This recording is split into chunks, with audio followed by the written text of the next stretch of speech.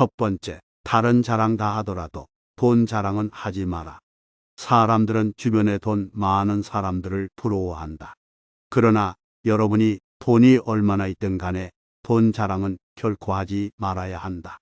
지금 당장 돈이 많아 부유한 사람이 있겠지만 여러분 곁에는 돈이 없어서 정말 힘들게 하루하루를 그저 살고 있는 사람들도 있다. 퇴직금으로 받은 돈을 자식의 사업 자금으로 사용하다가 돈을 잃거나 친구가 투자하라고 했다가 돈을 잃는 등 다양한 이유로 돈을 잃은 사람들이 주변에 많다. 돈 자랑을 하고 싶다면 자랑하는 상대방에게 꽤 많이 베풀면서 자랑하라. 그렇지 않으면 시기와 질투가 생길 수 있다. 만일 그것도 아깝다고 생각한다면 애초에 자랑을 하지 말아야 한다. 인간관계가 망가지는 가장 많은 원인을 제공하는 것이 바로 돈이다. 돈을 빌려줬다가 친구를 잃거나 돈을 안 빌려줘서 친구를 잃거나 친구가 돈을 갚으라고 해서 연락을 받지 않거나 친구가 돈을 빌려달라 할까봐 연락을 받지 않는 등 다 돈 때문이다. 돈이 이렇게 위험하다는 것을 알아야 하며 돈 자랑은 절대로 하면 안 된다. 이것만 알아도 인간관계에서 크게 실수할 일은 없다. 두 번째, 남들에게 내 치부를 드러내지 말라. 인간은 신의 완벽함을 갖춘 존재가 아니다. 우리는 각자 내면에 감춰진 약점을 가지고 있다. 우리는 모두 사람으로서의 한계를 가지고 있으며 이는 우리가 불완전한 존재임을 의미한다. 이러한 불완전함은 자연스러운 것이고 어떤 약점이 있더라도 그건 당연한 일이다. 그러나 중요한 점은 그런 약점을 말로 밖으로 드러내지 말아야 한다는 것이다. 내가 갖고 있는 약점이나 문제는 자신만 알고 있어야 한다. 그 약점은 깊은 바닷속에 묻어두고 절대로 남들에게 공개해서는 안 된다.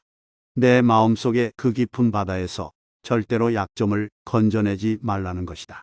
이 약점이라 함은 나만의 개인적인 문제뿐만 아니라 가족, 친구, 동료 혹은 학교에서의 사건 등을 포함한 모든 비밀을 말한다.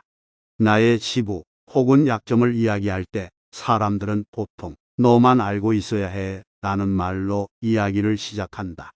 그러나 이미 내 입 밖으로 벗어난 말은 더 이상 나만의 것이 아니게 된다. 주인 없는 말이 되어버린 것이다. 내 입에서 벗어난 나에 대한 비밀은 다른 사람의 입을 통해 살이 붙게 되며 결국 처음의 약점을 넘어서게 된다. 소문은 자연스럽게 과장되는 경우가 많다. 그 이유는 사람들이 흥미를 느낄 때 도파민이라는 화학물질이 분비되기 때문이다. 처음에는 즐거웠던 도파민이 남의 비밀을 뜯어내거나 험담에 참여하는 데 기여했지만 그 비밀을 다시 전할 때에는 이미 알고 있는 내용이라 도파민이 나오지 않아 재미가 없어지게 된다. 그래서 소문은 소문을 낳고 말도 안 되게 과장되는 것이다. 그러니 이제라도 스스로를 위해 결코 약점을 남에게 얘기하지 말아야 한다. 세 번째, 다른 사람의 비밀을 말하지 마라. 현재 다른 사람의 비밀을 알고 있는 분들이 있을 것이다. 그렇다면 이제부터는 그 비밀을 내 마음속 한구석에 놓고 영원히 잊어버려야 한다.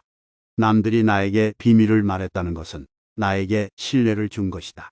하지만 그 비밀을 노골적으로 이야기하거나 이용하는 것은 결코 옳지 못하다. 가족, 친구, 동료 또는 그 어떤 사람에게 비밀을 폭로하거나 이용하면 상대방에게 큰 상처를 줄 수 있으며 이는 관계를 파괴할 수 있다. 비밀은 서로 간의 신뢰와 존중의 표시이다. 그러므로 어떤 비밀을 알게 된다 하더라도 그것을 내가 간직하고 존중해야 한다. 타인의 비밀을 공유하거나 이용하는 것은 그들에게 상처를 줄 뿐이다. 그러므로 비밀을 들은 후에는 그것을 잊고 마치 듣지 못한 것처럼 행동해야 한다. 타인의 비밀을 약점 삼아 협박하거나 이용하는 행위는 결국 자신에게 돌아오게 되어 있다. 남들에게 도움이 되지는 못하더라도 최소한 남에게 해를 끼치지 않도록 주의해야 한다. 이러한 행동은 결국 자신에게 돌아오기 마련이다. 그러므로 들은 비밀은 최대한 빠르게 잊고 그것에 대해 언급하는 일은 없도록 해야 한다. 네 번째, 나만의 신념을 남들에게 말하지 마라. 우리 모두에게는 각자의 신념과 자신만의 철학이 있다.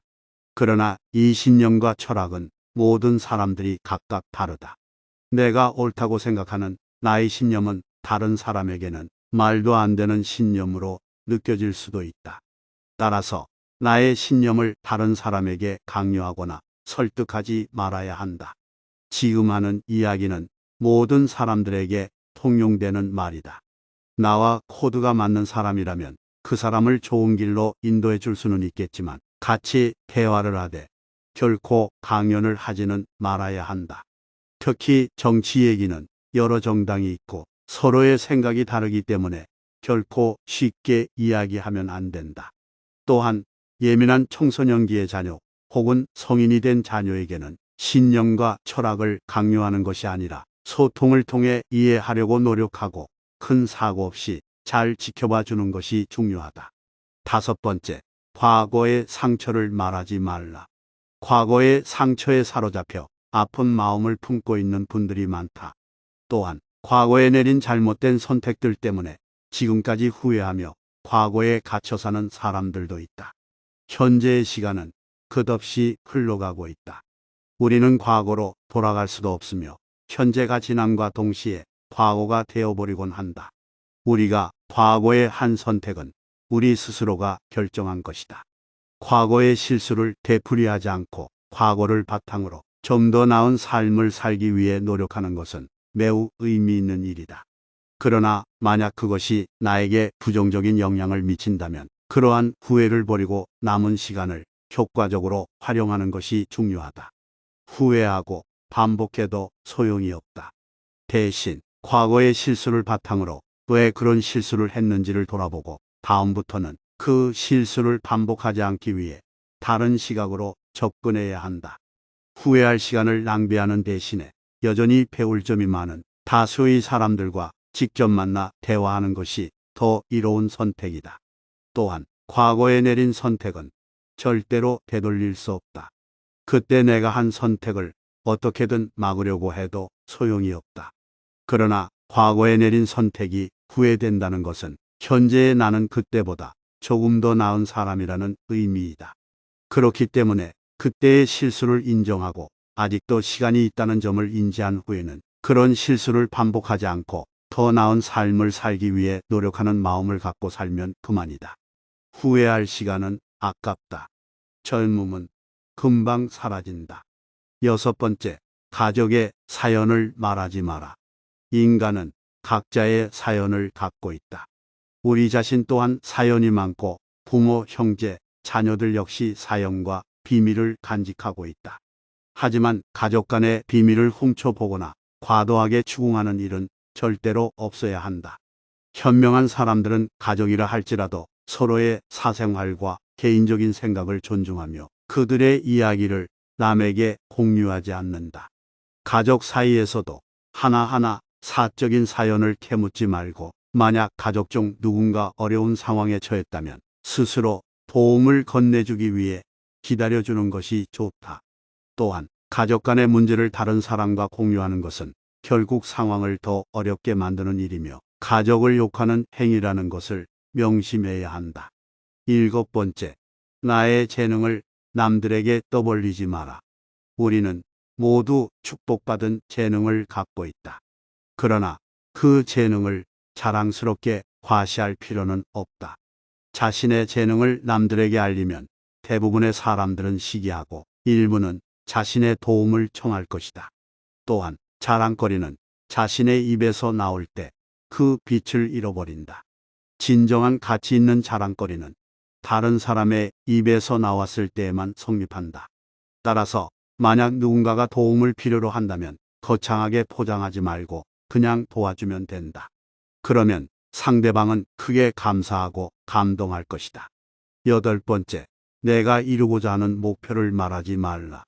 많은 사람들이 자신이 이루고자 하는 목표를 정하고 그 목표를 남들에게 얘기하면 그 목표를 더 열심히 달성하게 될 것이라고 말한다. 그러나 나는 이 생각에 동의하지 않는다. 누구나 삶 속에 저마다의 목표를 가지고 있을 것이다. 그러나 그 목표를 다른 사람에게 말해본 적이 있는가? 그렇다면 그 목표를 말한 후에 목표가 이루어졌는가?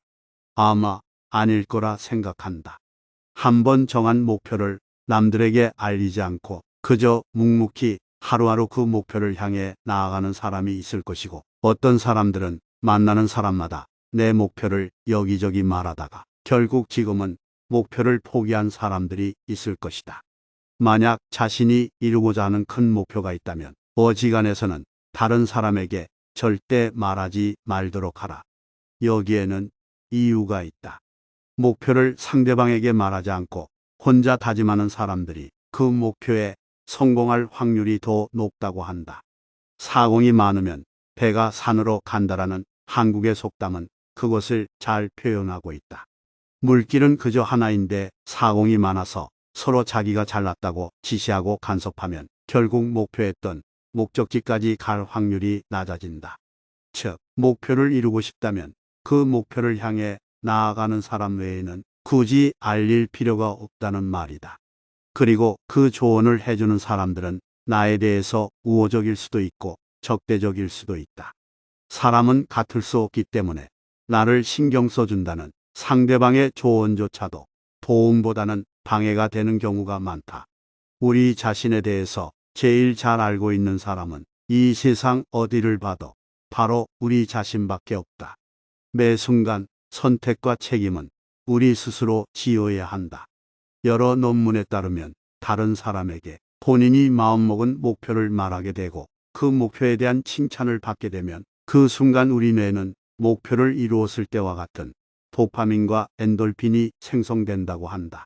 우리가 성공을 이루지 못했음에도 불구하고 뇌는 성공을 이루었다고 착각을 일으키고 목표를 이루기 위해 해야 하는 일들에 소홀해지게 되며 결국 목표를 향해 열심히 노력하지 않게 된다고 한다. 남들에게 정 말하고 싶다면 어느 정도 성과가 난 후에 말하도록 하라. 목표를 정하고 실행도 하기 전에 남들에게 목표를 선언하면 그 사람들은 비웃을 것이고 그게 아무나 되겠어. 혹은 그건 서울대는 나와야 가능해라는 식으로 당신의 목표를 불가능한 일로 치부해 버릴 것이다. 그러니 어느 정도 성과가 나기 전에는 결코 남들에게 얘기하지 말고 묵묵히 혼자 걸어가야 한다. 9번째, 오른손이 하는 일을 왼손이 모르게 하라. 불교에서는 보시라는 단어를 사용한다. 이 단어의 사전적 의미는 은혜를 널리 베푼다라는 뜻이다. 그러나 진정한 보시는 베풀고 난 후에도 그 행동을 강조하는 것이 아니라 당연한 일로 생각하는 것이다. 이것이 진정한 보시의 행동이다. 하지만 이런 보시는 정말로 행하기 어려운 것이다. 물론 남이 보는 앞에서라도 베푸는 행동을 하는 것은 좋은 일이다. 어떤 일이든 열심히 하는 것이니 말이다. 그러니 남이 보는 앞에서 선행을 베풀어도 좋다. 어차피 도움을 받는 사람이 있으니까 말이다. 그러나 절대로 하지 말아야 할 행동이 있다. 그것은 다른 사람에게 선행을 베풀고 그것에 대해 자랑하는 것이다. 평소에는 아무 일도 하지 않다가 오늘따라 좋은 일을 하고 싶어 남을 도와준 경험들이 있을 것이다. 그런데 그렇게 좋은 일을 해놓고서 친구나 애인에게 내가 얼마나 좋은 일을 했는지 자랑하고 싶어 하는 경우가 있다. 실제로 자랑한 분들도 있을 것이다. 그러나 이것은 정말 어리석은 행동이다. 좋은 일을 해놓고 욕먹는다는 것은 바로 이런 행동 때문이다. 이러한 어리석은 행동은 다른 사람의 시선에서 기고만장하고 오만해 보이게 된다. 만일 내가 선행을 베풀었다면 남들이 알아주기를 바라는 것이 아니라 진실한 마음으로 그저 베풀었을 때 그때가 돼서야 빛을 발하는 법이다. 베푼 선행은 베푼 순간에 그것으로 끝내야 한다.